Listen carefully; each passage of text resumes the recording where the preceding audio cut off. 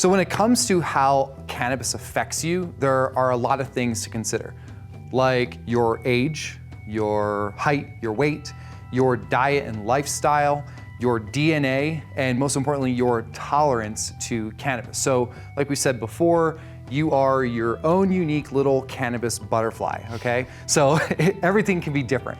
So with that being said, if Max were to consume a certain ratio of cannabinoids and terpenes, it might be amazing for him. But if I consume that same thing, you would freak out. I could potentially freak out, okay? So the reality is when we say something like cannabis, it's like we're talking about hundreds of different compounds here that can be in like infinite different ratios and we're talking about hundreds of different products, cannabis products. Not to mention, and ways to consume it and things like that. So as Trichome Institute, it's our responsibility to talk about the potential negative side effects. So that's what we're gonna do here. And believe it or not, as much as your buddy or your friend or I don't know, your super stoned aunt might say there's no such thing as negative side effects with cannabis, they're wrong. Because there are. Even though I'm a level 3 tolerant consumer, which means I have a high tolerance to cannabis, sometimes I smoke weed and I still freak out. You get anxiety. Yeah, I get anxiety too. Yeah, paranoia exactly. or whatever it is. Yeah. Totally. So even though like I'm a heavy hitter when it comes to being able to consume a lot of cannabis, even people like me sometimes still can have anxiety. So I think it's good to have a couple tools in your toolbox for if you get anxious, what should you do? If you get too high, and it's what not should just you do? anxiety, okay? So there are a lot of different things that can happen, okay? So like enhancing depression or schizophrenia, if someone already has those things, PTSD can actually flare that up.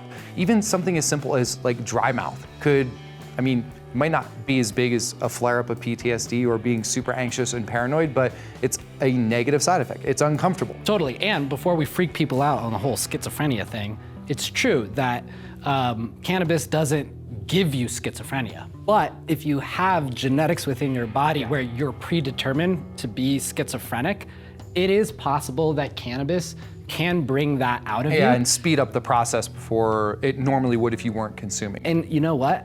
Here's another, I have to be really honest one. I heard the state of Colorado health officials say that cannabis was causing psychosis. And I was one of those cannabis activists where I was just like, no way, you people are lying. It's not possible. Cannabis, the endocannabinoid system, it's a medicine, all the things. When I did the research for myself, they were all edible cases specifically, but at the end of the day, there were real cases where people, even who had high tolerance to cannabis, had too much. And it generally happened with edibles, and when it happened, they did have psychosis. The cool thing though, It lasts forever. all of the cases of cannabis-induced psychosis have all been temporary. Yeah. So the reality of the situation is if you experience any negative side effects from cannabis, that does not mean that cannabis, this like blanket term, is bad for you. It just means that you might not be consuming the right product. You might not be consuming it the right way, or you need to experiment with different ratios of cannabinoids. You know, right now, personally for me, high THC, it's not in the cards, okay? But for me, yeah, for him, he's totally cool. Bring it on. But it's weird because it changed. A couple years ago, I used to be able to smoke a blunt, have a joint, hit a pretty big bong, and I'd be like, set. And then something changed. I don't know what it is. It could be just the fact that I'm older. I used to have hair. Things changed, folks, okay? So just keep that in mind. So if what you're consuming doesn't work, you need to go through your experimental phase and figure out what does, and it's going to be an experiment. And just because you experience, if you do rather experience something negative, doesn't mean that you can't use this plant in amazing ways and have super amazing positive results. So just keep that in mind. And when we talk about side effects, I love the positive side effects of cannabis, and some of them that are really cool is having these little intimate moments with yourself, with like a past memory from your childhood that you know came up because of what you smoked somehow brought this really beautiful thing up. Or let's say you have writer's block and you consume a intense sativa, a stimulating varietal of cannabis. The amount of creativity that can flood to you. One of my other favorite things is when it really sucks to clean the house and you just don't want to do it. It's better to do it high, bro. I mean, I can smoke some Island Sweet Skunk or some Golden Goat and I can bump some tunes, and an hour and a half later, I'm like, what just happened? I just had a dance party, but my house is clean. And that's so much fun, is to be kind of like, I like using cannabis to not take me out, but to plug me in. And sometimes plugging myself into the music and dancing takes my frustration away from the fact that I have to clean my house.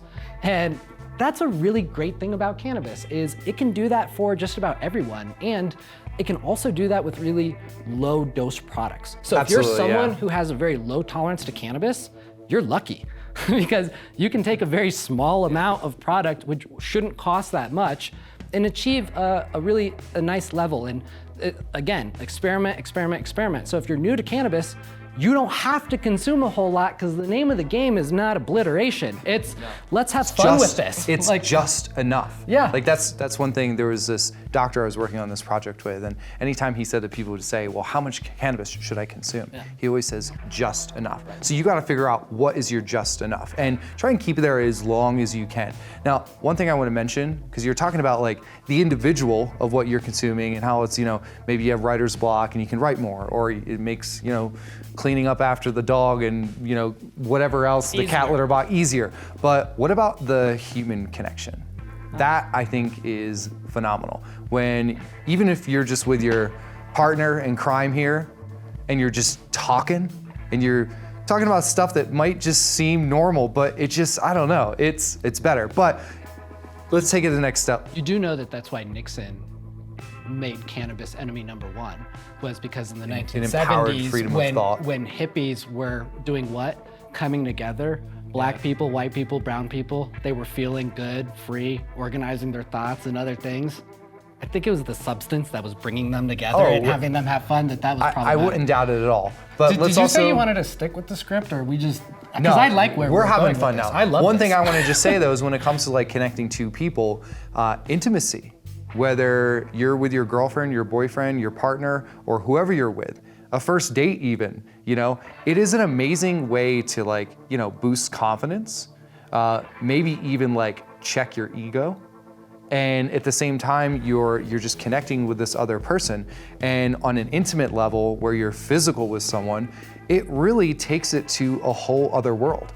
There are many ways to experience the positive side of cannabis with things we're talking about, like connecting with a friend, a loved one, intimately, and things like that. But there's also some severe diseases out there and symptoms of diseases that people are utilizing cannabis for, and it's either, chopping that issue down, or it's just allowing them to, live every day without being burdened by whatever it is that they're struggling with. And this goes from people being able to get through chemotherapy. It's helping cancer patients, AIDS and HIV patients. It's an appetite stimulant, which there's a lot of autoimmune disorders and things like that it helps with, because it gives people their appetite and they're able to get the nutrients that they need to. And we're not just talking about THC either. There's things like epilepsy and seizures, chronic pain, acute pain, any type of pain, even if it's just you got a little tennis elbow from playing over the weekend.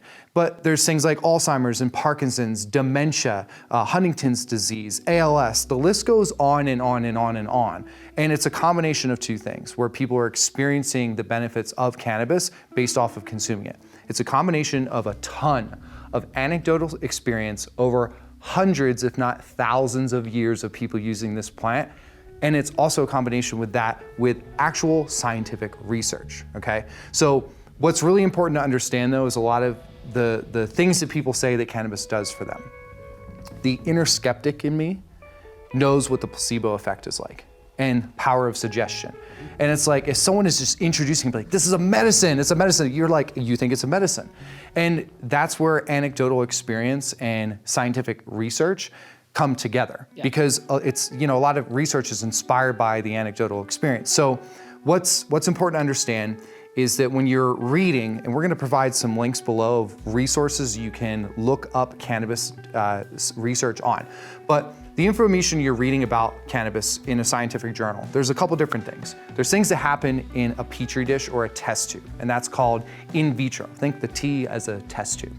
And then there's things that happen in vivo, which would be in a living animal, like mice and rodents and even pigs, okay? Dogs, whatever else that they're gonna experiment on. No dogs, I hope not dogs. Anyway, let's stick to mice and rats, okay? So, but what happens in a petri dish inspires the research to take it to the mouse, and what happens in the mouse is what then inspires it to then go into humans. So just kind of, with a grain of salt, it's some of the claims that are made on the positive and even on the negative side is the fact that where did the research come from? Is it anecdotal or is there data to back it? But just because there might not be definitive data in science to say this is happening for all these people doesn't mean that it's not true. I always hear that cannabis is good for PTSD. And every time I hear that, my number one question is, what cannabis? Are you talking about edibles? Are you talking about transdermals? What are you talking about? It's just too vague of a term. And the reason why that this is important is because I know people with PTSD, and the reason why they have such a hard time with cannabis is because it causes extreme paranoia, and sometimes that triggers their PTSD. Yeah. And that's why I listed it as one of the potential negative side effects. Right. But there's the paradoxical as well. And here's the thing. Cannabis is awesome for people with PTSD. Yeah. But again, what cannabis? What type, yeah. And so for my friends, just my personal friends, when they come to me and they're like, Max, I've got PTSD, I try to smoke weed, it doesn't work, what's wrong with me? Nothing's wrong with you. What's wrong is we have an industry that focuses on high THC, and you have a low tolerance. You just came back from Iraq from doing tours, like who knows what it is.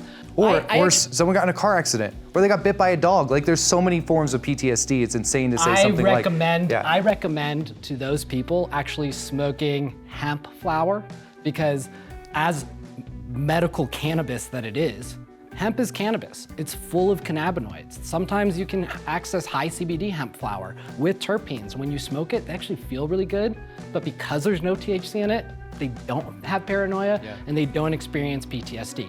And so whenever we're talking about specific symptoms or ailments, be sure that you know what you're talking about, or when you're receiving information from someone, that they're being very specific of what they're talking about. Because like we just explained, using the term cannabis works for this, doesn't necessarily work. I've met so many people that have said cannabis has cured my anxiety. Yeah. And guess what? Cannabis gives you anxiety. I've never had anxiety in my life until it just happened one day. Yeah. And that's the paradoxical of it's not just anxiety. It could not just be even for depression or PTSD. There is a spectrum, just like everything. So through your experimental phase, you have to be cognizant of the fact that it's not just a blanket statement of cannabis can. Now, real quick, because I think it's important, we're interpreters. Okay, I'm also a chef, and you're Psychonaut. that and a shaman and a bunch of other awesome things.